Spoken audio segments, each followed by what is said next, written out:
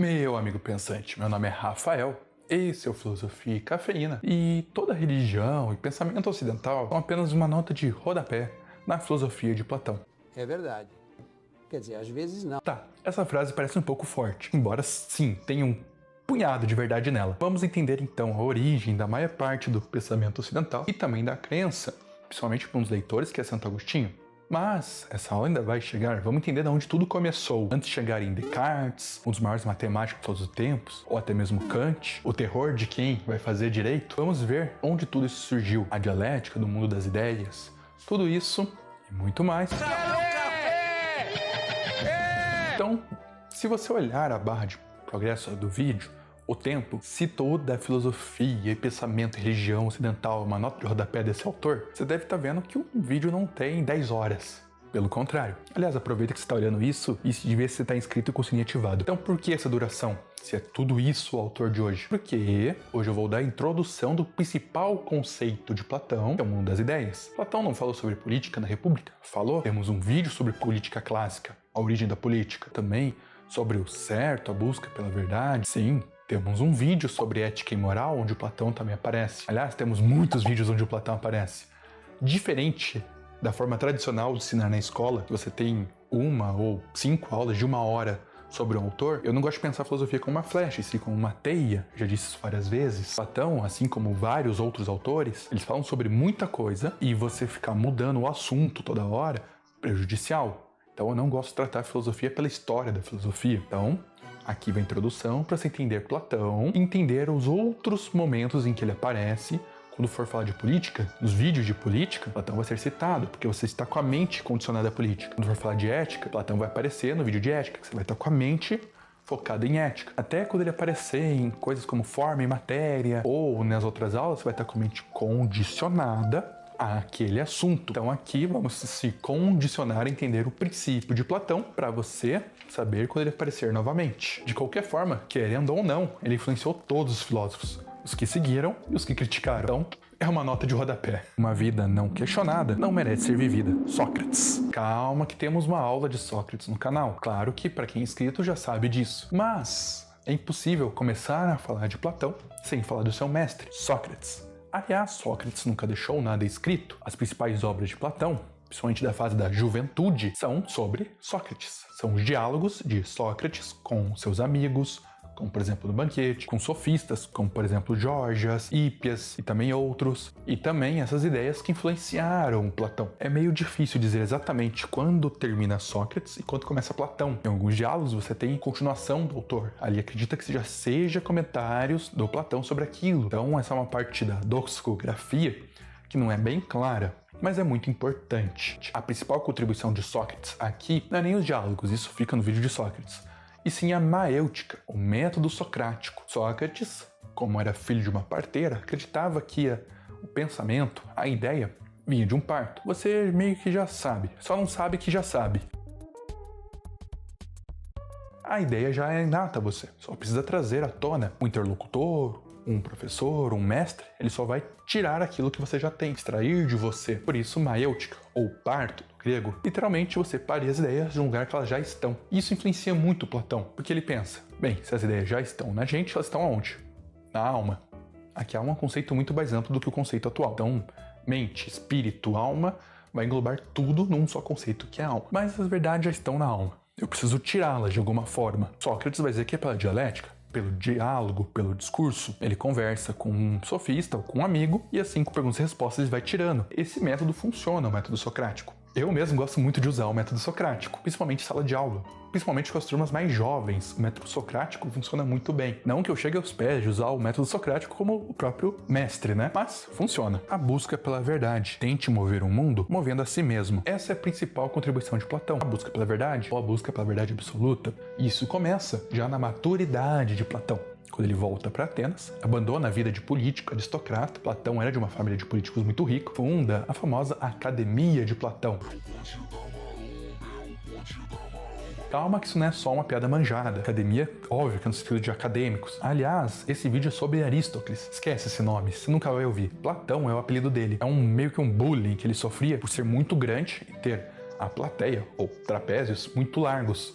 Então, Platão é um apelido. É como se você pegasse um cara e chamasse ele de ombrudo ou largo, de grande. Então, Platão tem um pouco a ver com isso sim. Inclusive, mesmo que o corpo seja uma prisão para a alma, ele necessita de certos cuidados. Mas a relação do corpo com a filosofia é para outro vídeo. Aqui vamos falar da alma para Platão, que aliás é um ideal. Platão largou a vida de político para ser professor, filósofo, matemático, mestre da academia. Você já deve ter visto essas formas. Para quem é nerd, isso aqui são dados de RPG. Para quem é da área de exatas ou da filosofia, conhece isso aqui como sólidos platônicos. Mas calma, esse aqui não é o canal Geometria e Cafeína. Ainda bem. Vamos para uma parte muito melhor do que a geometria, que é a filosofia. A busca pela verdade absoluta. Calma que ainda não chegamos no iluminismo, que é influenciado sim por Platão, onde a razão vai nos libertar.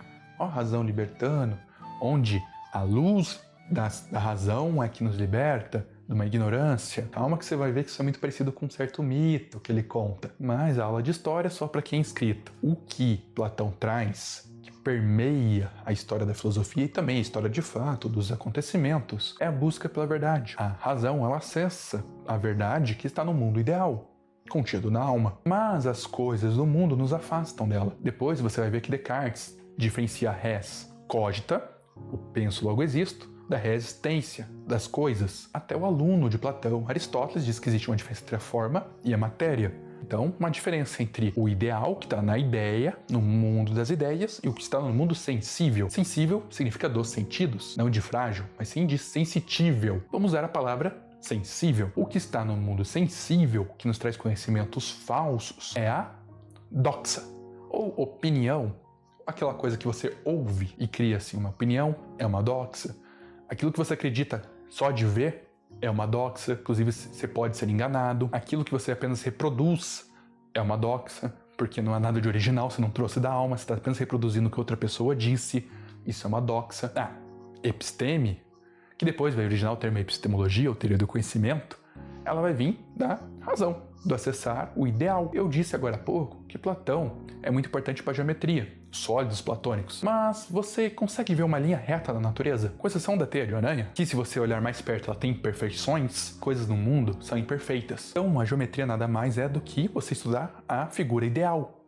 Não existe um triângulo perfeito na natureza, uma esfera perfeita na natureza. O planeta é uma esfera que é toda deformada, mas é usado um cálculo que é baseado na perfeição, no ideal.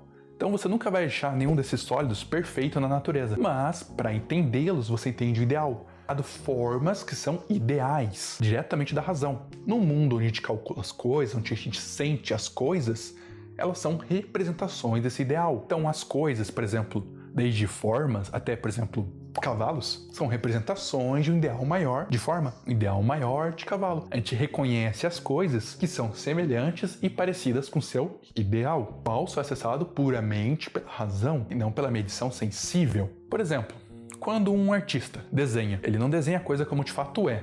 Se ele for muito bom, mas muito bom mesmo, ele vai desenhar o que ele está enxergando. Ele vai desenhar algo parecido com o que ele enxerga. Então existe um mundo ideal. E existe a representação dele, que é o nosso mundo. Se o cara está representando uma representação, então ele está fazendo uma cópia da cópia. Então a arte não serve para nada, é só para te deixar com doxa, só para desafastar da verdade. Então existe uma diferença entre verdade e arte. Isso não é só eu que estou dizendo, é Platão. Se você gosta de arte, provavelmente, quando você estiver assistindo uma aula sobre Schopenhauer ou Nietzsche, você vai gostar um pouco mais. Então, se você é um artista, não deixa o dislike. Você vai se inscrever para não perder as outras aulas de estética, tá? Não deixa o dislike, artista. Se inscreva, porque vamos também ver outros prismas esse assunto. Aqui não estamos vendo o mundo, mas sim a alma que está acima desse mundo, o ideal acima deste mundo. Aliás, a alma, ela tem grau de elevação. Se você assistiu o vídeo de política, como que ela surgiu? Surge com Platão, definindo a alma em estágios e, realmente, cada estágio cumpre uma função. Então, tudo para Platão é referente à alma. Isso está no livro Fedon, onde a alma é dividida para cumprir funções. A alma é essa, que vai de um grau menos elevado para um grau mais elevado. Assim como as coisas que vão no grau menos elevado para mais elevado. Uma forma imperfeita, uma forma medível e mais perfeita, apenas a forma. Lembrando que as coisas do mundo sempre vão estar aqui embaixo. E sim, vão imitar as coisas mais em cima. Assim como nós. A alma que está mais ligada ao corpo, conhecida como conscupiscível, é a que a gente usa para coisas do corpo. Para comer, para se reproduzir, para sobreviver, para respirar. É a alma que cuida do corpo. Mais elevado, temos nossas emoções. A alma é irascível, que é algo que já começa a abstrair um pouco das coisas, mas ainda é uma dóxica. Porque as emoções te levam ao engano. Se você acredita só naquilo que você gosta, vai ao engano. Então, a alma que está ligada às emoções é um pouco mais elevada ao corpo, mas ainda te leva ao engano, ainda não é a alma perfeita. Então, cuidado ao se levar pelas emoções. E temos uma alma mais elevada, racional, que é, propriamente dizendo, o estágio mais perto do ideal. Quando você consegue enxergar o ideal, quando você consegue abstrair da coisa e enxergar o ideal daquilo. Quando você não enxerga uma pirâmide ou uma forma de pirâmide, mas já enxerga números, já enxerga ângulos, enxerga muito mais além do que a coisa tem. O mundo das ideias. Talvez a ignorância seja uma bênção, como é dito em Matrix. As ideias, algo que não existe. Ou melhor, existe, mas não nesse mundo. Algo abstraído deste mundo. Neste mundo existem as coisas. Além dele, o mundo das ideias, existem o ideal. As coisas são representações do ideal. Você já deve ter ouvido então o termo amor platônico, que não é o que ele diz nesse livro aqui. Amor platônico seria o amor ideal. Quando a gente chama uma coisa ideal, a gente chama de platônico. Lembra que eu falei de política, ideal, alma, com forma e ideia? Então, algo ideal é algo perfeito. A forma não é algo perfeito? E no mundo as coisas vêm meio estranhas. O ideal de uma esfera e a Terra que é deformada. Então, normalmente no senso comum, é dito que coisas ideais ou coisas perfeitas são ideais, não são reais. O que é verdade. Aí tem uma sabedoria no senso comum até. Um amor perfeito é amor platônico. Alguém que você não conhece os defeitos, alguém que tem um status ou é famoso. Aquela pessoa, você admira o ideal dela, o que você imagina que ela seja. Mas podem ser tóxicos, podem ter bafo, você não sabe, porque você não viu como eles são de fato. Não chegou perto do sensível, não foi sensitível, próximo a eles. Fora do senso comum, para Platão, o amor também é um ideal, mas diferente. Ele diz que você ama aquilo que você deseja. Ainda vai ter um vídeo falando a diferença entre ágape, patos, eros e filos, que a gente traduz tudo como amor. Calma que esse vídeo está chegando, então já se inscreve e confira. Mas aqui, para Platão, a gente deseja aquilo que a gente não tem. Aquilo que a gente tem, a gente não deseja, porque você só deseja aquilo que não tem. Então, no senso comum, para Platão, a gente ama aquilo que a gente não possui? Sim, mas calma, não é para sair amando o que é dos outros, o que você vê por aí. Ele ama aquilo que é um estágio a mais. Se você, por exemplo, é soldado, você ama ser general. Se você é general, você ama ser comandante supremo. Se você é sublíder, você ama ser líder. Se você é líder, você ama ser uma lenda. Se você é professor do ensino médio, você sonha em ser um grande mestre da faculdade. Se você é um grande mestre da faculdade, você ama ser um grande escritor. Se você tem um relacionamento, você ama o próximo passo. Se você tem o próximo passo, você ama construir algo maior. Então, é sempre uma insatisfação, porque a gente nunca chega a coisa de fato, mas vai descobrindo ela em si. A ideia, aqui para Platão, não é do senso comum, é sempre algo que você vai estar além. Sempre vai ter que chegar. Tudo aquilo que você concretiza ou termina, você vai deixar de amar. Você vai descobrir que ela é imperfeita. E as coisas, elas não possuem a qualidade, mas a qualidade, parte dela está nas coisas. Vamos supor, eu falei de amor que não está nas coisas. Mas vamos por um outro exemplo, que já está no domínio público, já foi até cobrado vestibular algumas vezes. Hípias. Ele vai dizer que a beleza não está nas coisas. Você não tem como ter beleza em algo. Assim como você não tem como amar algo. Você não tem como amar as coisas, não tem como ter beleza nas coisas. Ter a verdade nas coisas, mas você reconhece um pouco da beleza nas coisas. No caso, um diálogo entre Sócrates e Hípias. Hípias fala, a beleza está nas belas mulheres. Aí o Sócrates fala, tá, mas a beleza também tem diferença entre uma panela feia e uma panela bonita. Ele, sim, existe uma diferença entre uma panela feia e uma panela bonita. Então, a beleza, por exemplo, da sua mulher é igual a beleza de uma panela? Hípias não tem resposta. Por quê? Porque a beleza é um ideal. A panela tem um pouco, a mulher, no caso, tem um pouco, o homem tem um pouco, as coisas têm um pouco de beleza, mas elas não possuem beleza. Assista o vídeo de ética, por favor. Elas não possuem a justiça, mas elas representam a justiça. Elas imitam a justiça. As coisas não possuem aquilo que elas de fato são, mas aquilo que as coisas de fato são representadas e imitadas nas coisas. Um mundo de coisas. Agora vamos fazer uma analogia, ou melhor, um mito, no caso o mito da caverna. Se você mesmo assim, depois desse vídeo não entendeu o mito da caverna, o vídeo de Matrix, que é uma alegoria ao mito da caverna, vai te ajudar ainda mais. Mas aqui você já vai entender sim, mas de qualquer forma eu recomendo a experiência com os filmes de Matrix. Voltando, você está num lugar escuro, onde você só enxerga sombras na parede. Você olha aquela sombra e dá nome para ela.